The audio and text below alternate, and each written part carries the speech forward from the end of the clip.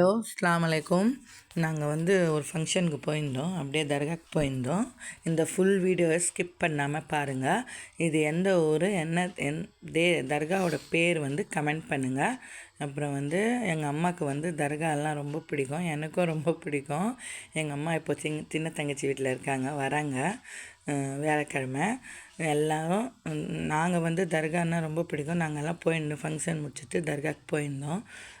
அங்கே உக்காந்து எல்லாம் துவா பண்ணுவோம். நீங்கள் பாருங்கள் எப்படி இருக்குது தர்கா. உங்களுக்கெல்லாம் தர்கா பிடிக்குமா அப்படின்னு சொல்லுங்கள். ஃபஸ்ட்டு நமாஸ் தான் படிப்போம் 5 வேளை. தர்காவுக்கும் போவோம். சின்ன வயசுலேருந்து நாங்கள் வேலூர் ஆற்காடு தர்காவுக்கு ரொம்ப போவோம். இது எந்த ஊர், என்ன தர்கான்னு சொல்லுங்கள்.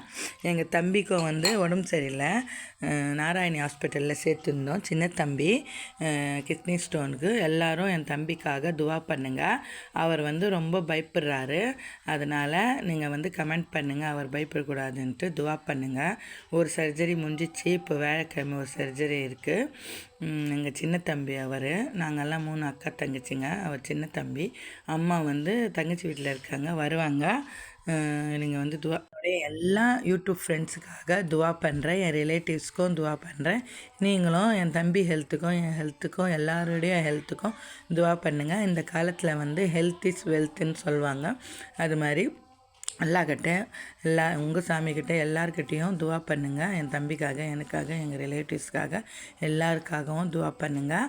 தர்கா பாருங்கள் எவ்வளோ நல்லா இருக்குது. நீங்கள்லாம் தர்காக்கு போவீங்களா வெக்கேஷனில், லீவில்? Bye friends.